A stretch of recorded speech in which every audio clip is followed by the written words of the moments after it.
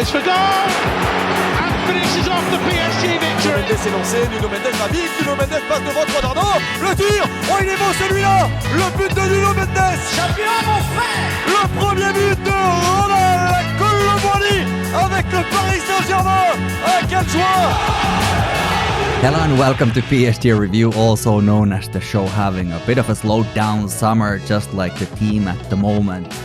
Now, that's not to say there's no action at La Factory at the headquarters of PSG. I certainly hope they are very busy negotiating and looking into different things, taking the temperature from various different possibilities that exist to make the squad not just competitive, but also a real proposition for European games come late spring of 2025. My name is Mikko, this is PSG Review. Thanks for being with me and feel free to give us a follow on Twitter at PSG Review Pod or on Instagram and TikTok, that is at PSG Review. We will look into the future, potential transfers and such in this episode. Also review the first half a year of Lucas Beraldo, but before that, where are we now as a club, as a project? Let me put the season in perspective. It is the one that came after the one that preceded it, and the next one will come straight after. This is a snapshot in time. If we freeze the frame to see how it has been during the season that is now entirely behind us. An entirely new project. 1 year ago it all started with the departure of Lionel Messi, and it can sound a bit like, why do you even invoke his name? He was in Paris for only 2 seasons and both of them were inherently forgettable in terms of club football. The only concession that I make is that the second autumn he was good, possibly because he was working towards the World Cup, which most likely was his main goal about this whole Parisian adventure anyway. But despite it only lasting for 2 seasons, it felt like his departure liberated the spirit around the club somehow. We don't have to hold on to these names, these big names that had been the cardinal sin of PSG during the QSI era. To sort of like get as many big names as possible and sell them to people around the world. A big marketing thing, but football-wise, not always the best plan.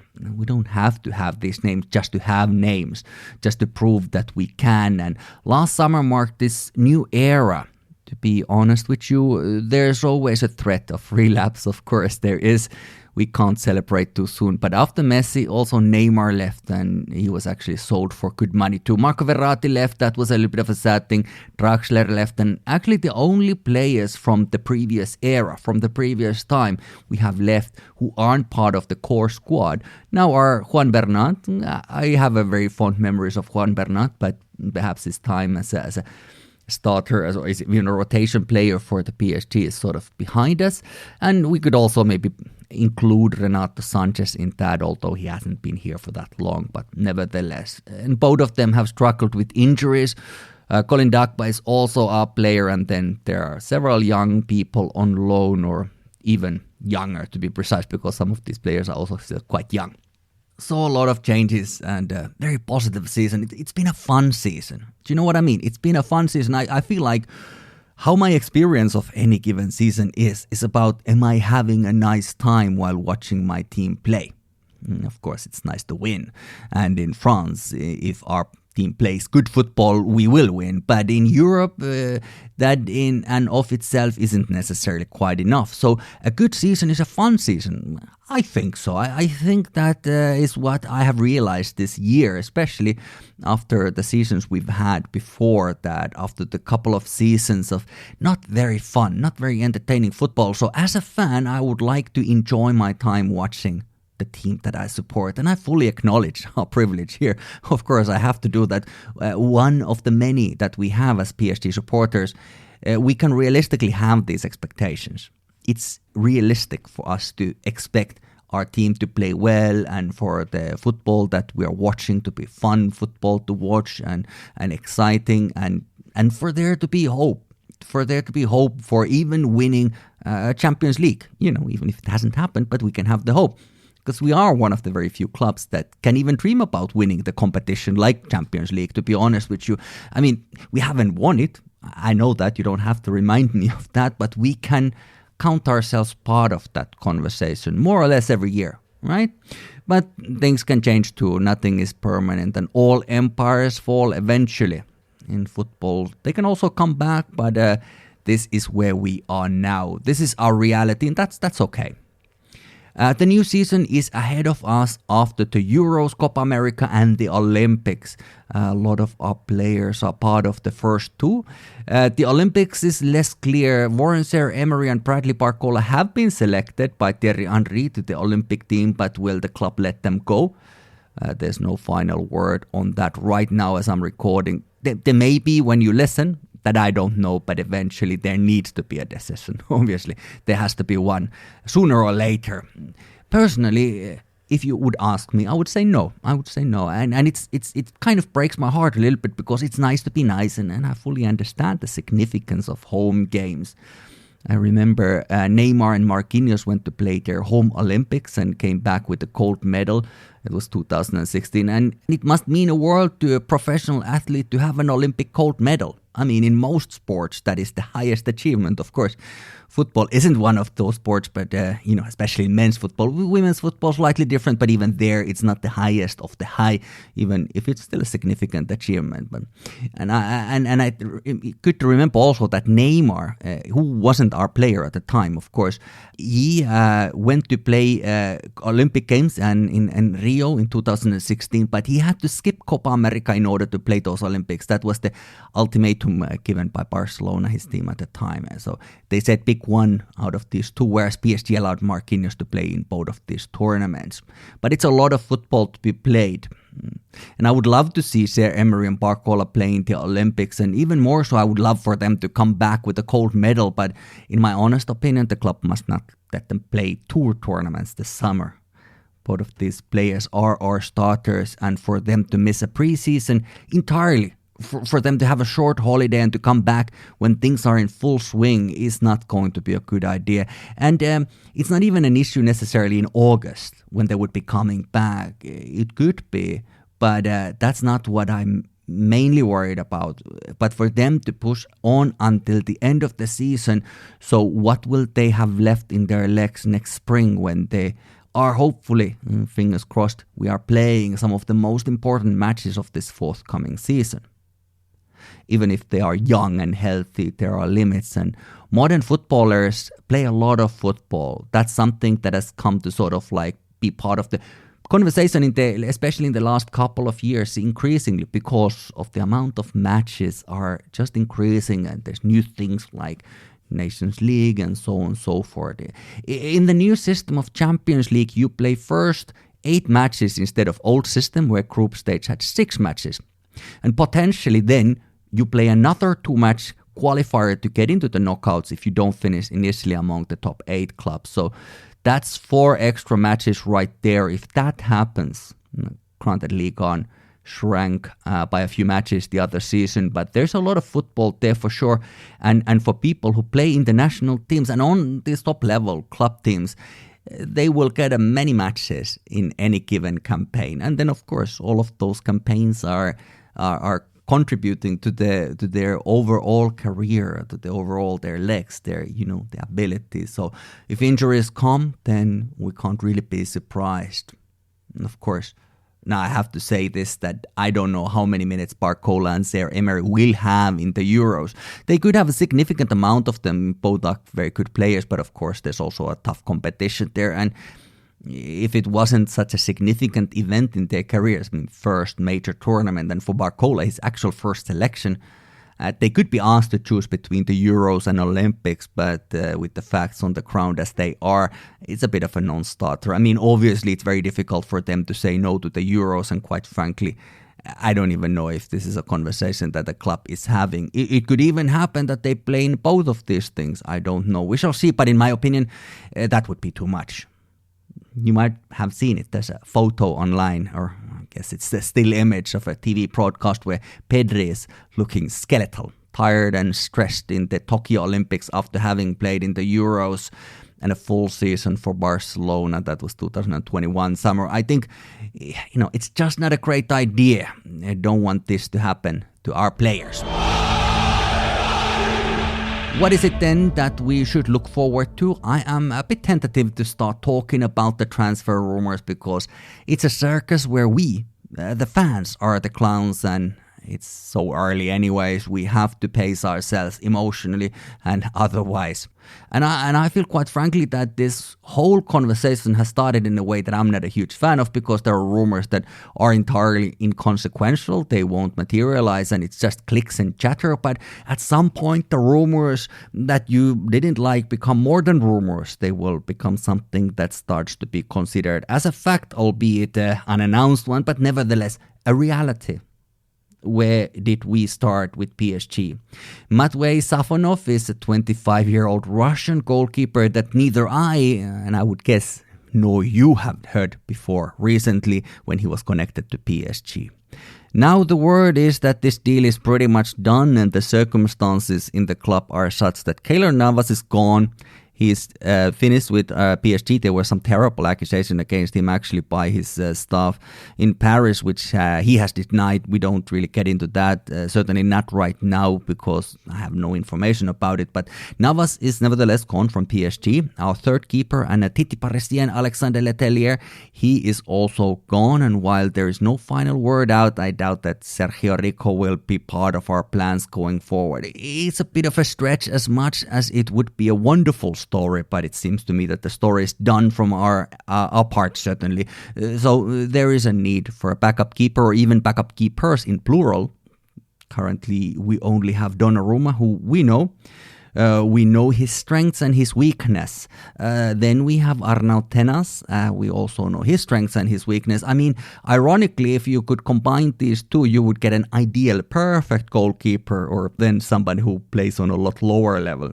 If you combine the shot stopping of Tenas and ball delivery of Donnarumma, I don't know if it would be enough for the top level. But then at the same time, if you combine the shot stopping of Donnarumma and the ball delivery of Arnaud Tenas, oh my goodness, then we would have to get an extension to that guy immediately. That would be a perfect solution for us, but that's not reality in our case anyway, so it really doesn't matter. That's just a bit of a hypothetical, but they are our keepers at the moment, and now it is suggested that this guy, whose profile, by the way, could be described as with the same weaknesses as Donnarumma. I don't know much about him, like I said. I don't know. I don't follow obviously Russian football or whatever is happening there. So I don't really know, but from what I hear, he has pretty much the same challenges as Donnarumma, so he's not really offering any kind of improvement to that. But on top of that, he's also not tested on a high level of football.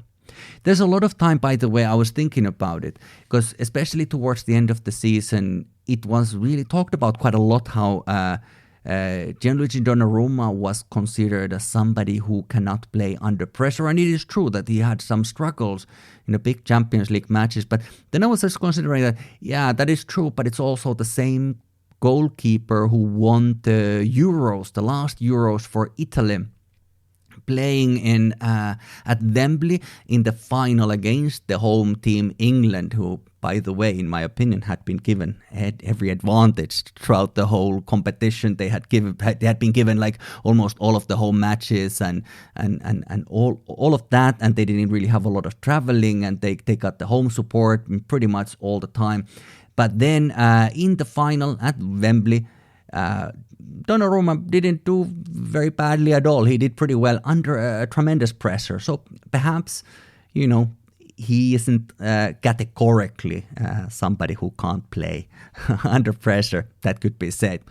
But either way, if the reports are to be trusted, and please let this not be the case, we are spending around 20 million euros for someone from Russia. There are equal amount of rumors around that perhaps he won't be able to leave Russia because of some unsettled child support situation or something along those lines.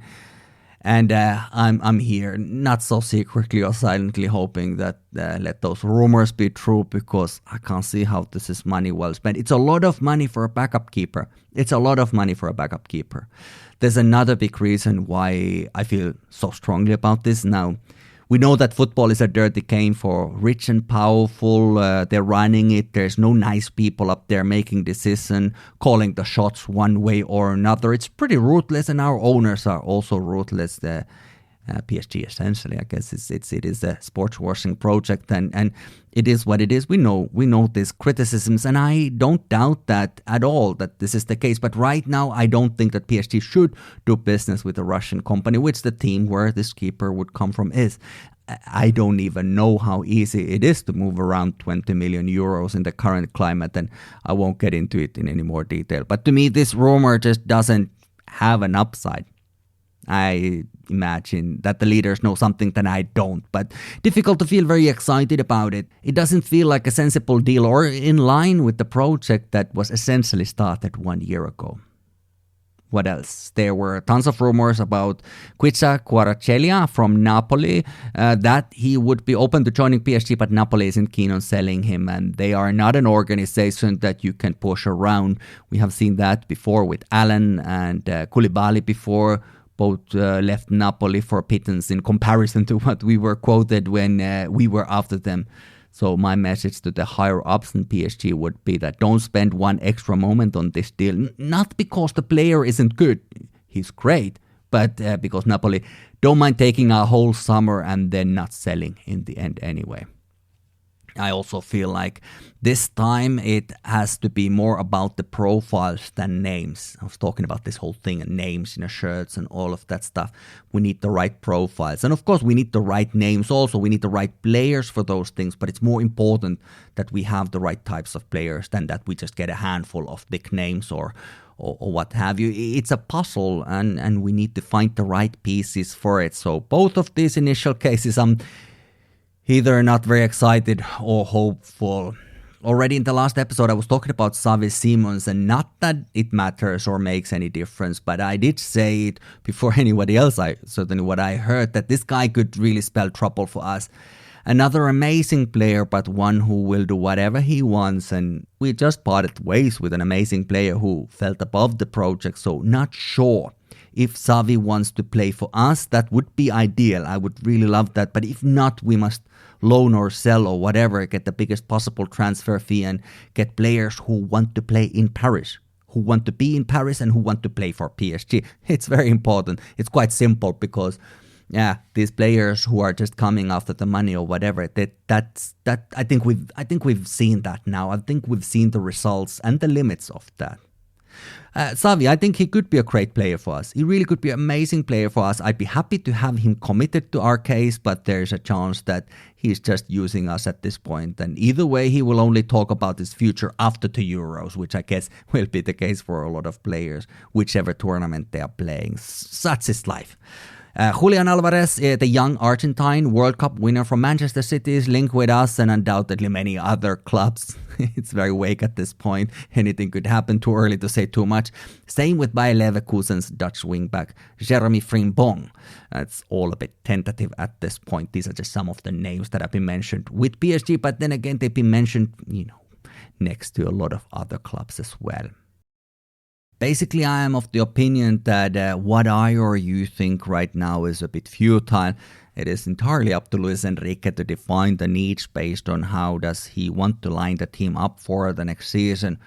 We have strong players as wingbacks. Even if Frimpong would just be a rumor right now, we have Hakimi and Nuno Mendes, of course, there. But then we would need to have a back three to support that kind of thing, which is something that Enrique hasn't had too much. Or then we should need some kind of a hybrid number 6 player, the kind of thing that Thomas Tuchel did with Marquinhos at the time, back then, a couple of years ago. And in that formation, we could also play to the strengths of Milan Skriniar, by the way, as well, if we had a back three.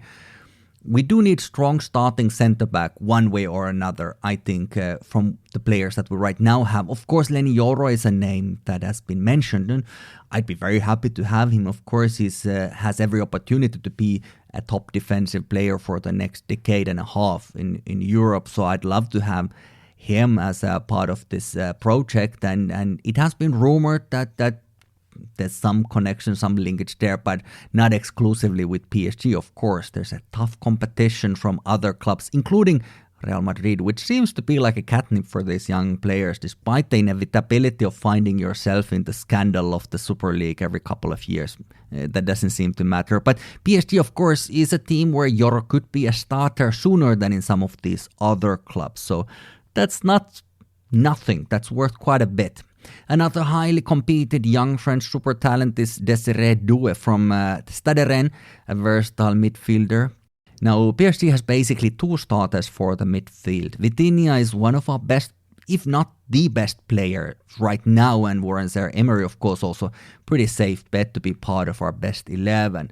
Both of them have certain versatility, and the question is, if we will have three midfielders, who is the third? And of course, we need options, and there will be injuries and rotation. It's important to have more players than 11. That's not going to be something that is going to be enough. And so it's not just the three midfielder that we need, but if we imagine all players are available and we need our best 11, then how would the midfield look?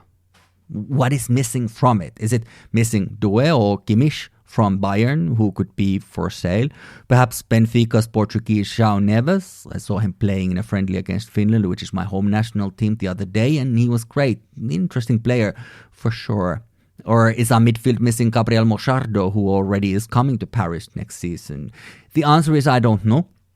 We need depth, we need options, but at the end of the day, we also need Luis Enrique and Campos to figure out the roles and then the players that are needed for this project in that order, and players who want to play for us, of course. So we need to know which roles are needed and which players are needed, but they also need to have good mentality, who want to be there. I have already admitted my error earlier in this show in some other episode. Error in judgment from 1 year ago. But as it turns out, Lucas Hernandez, who very frustratingly injured himself late in the season, is a perfect example of someone who came in with the right attitude. This was my concern, but boy oh boy did he prove me wrong. Same with Bradley Barcola. They both have come in and not only proved themselves on the pitch with their quality of football, but also their work ethic and ice-cold mentality. No drama, none. Just serving the collective, and that's what we need. That's my concern with Xavi, and I hope it's unfounded, but we have finally gotten rid of those elements that enjoy appearing bigger than the club, more important than the badge, and sort of ready to excuse themselves if there are any possible botheration. We need ice-cold guys like, for instance, Barcola and Hernandez have been this first season, who will play every match like it's the biggest match of the season. The spring went quite fast. It feels there were many emotions, ups and downs as there tends to be, and many talking points, but there was one player to whom the spring, the last half a year, must have been like a lifetime, yet something that flew by. And that is our January signing, Lucas Beraldo, who has been selected to represent his home country Brazil for Copa America. He was talking to their national team media crew about his experiences in Paris. Eu acho que esse último ano para mim foi sensacional na minha carreira. This last year has been sensational for my career. In Brazil, I was able to win Brazilian Cup for the first time with Sao Paulo. I arrived in France, and in 6 months I managed to win 3 titles with Marquinhos. I'm living this dream. I didn't expect to arrive in France and to be champion in my first match. I think I can only thank God and my entire family for being able to experience all of this. Agradecer a Deus e a toda a minha família por poder estar vivendo tudo isso. Marquinhos is a source of inspiration for me to have the opportunity to work with him every day, here in national team as well as in Paris. It's a great pleasure for me. I identify with him a lot because of the way he plays. He's a very technical player, fast with good positioning. When I got to know him more personally, I realized how important he is within the group because his leadership and his ability to move everyone towards the same goal. Pela sua liderança e a capacidade de poder comover a todo mundo e juntar todo mundo para o mesmo objetivo. Lucas Beraldo there talking about the Brazilian national team, the Seleção, and it really is true that while we have been busy with whatever we have been busy with, he has had to climatize quickly, and he has had a lot of responsibility because, as he mentions there, his first match he won his first trophy with us. That match, of course, was Trofeo de Champion, and the reason why was that he was substituting Milan Skriniar, who got hurt in that match. He injured himself, which opened the door to Beraldo initially. Also, Marquinhos has had a few matches on the sidelines due to some minor injuries. Nuno Mendes was only coming back, and therefore his minutes were adjusted. And in the end, even Lucas Hernandez got injured. So perhaps no one, including Beraldo himself, thought that he would get so much responsibility so quickly, but that is what happened, and He's a good player to have in a team. A very young player, but a good with the ball. Even great with it. Very skillful, and as a centre-back, he has played pretty well. He has been a little naive still, but I trust that with these minutes and a little bit more experience, that will iron it out.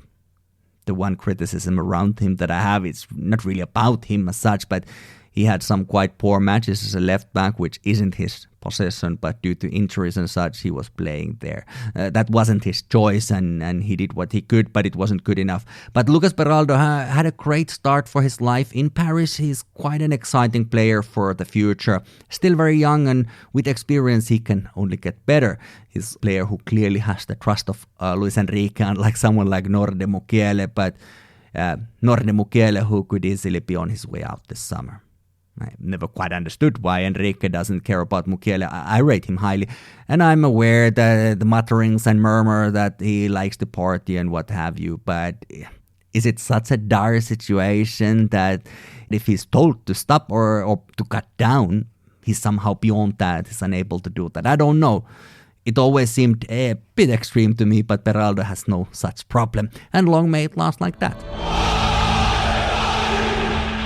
We are in a bit of a limbo at the moment, not anymore in the old season, of course, not far from it, and not yet in the new one. Last summer we had a lot of rejuvenation, but mind you, none of it happened in June. Every announcement was in July when the new financial year starts, so don't get too worried about the possible lack of action in the first weeks of the transfer window. It can happen. The players are focused on their respective international tournaments.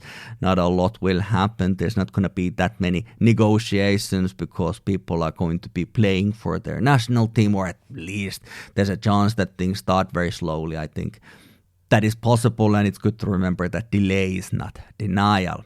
Whatever needs to happen, it will happen. The summer will be a matter of reinforcing the team and continuing what was started 1 year ago. Whether there will be huge stars, that's irrelevant. We need names only as far as they serve the collective and add into the cohesive project that is being built. That is what we need. This is PSG Review. My name is Mikko, and I tend to say it's a weekly show about PSG, but I make no promises for this summer for it being every week. We will see how it goes. I will record episodes when it feels like the thing to do. Thanks so much for your time, the attention, whatever. The word surely keeping me company. And hey, I don't think that I have yet properly said that, but thank you for having experienced the whole last season with me. It's much appreciated. Now take care, and until next time, peace.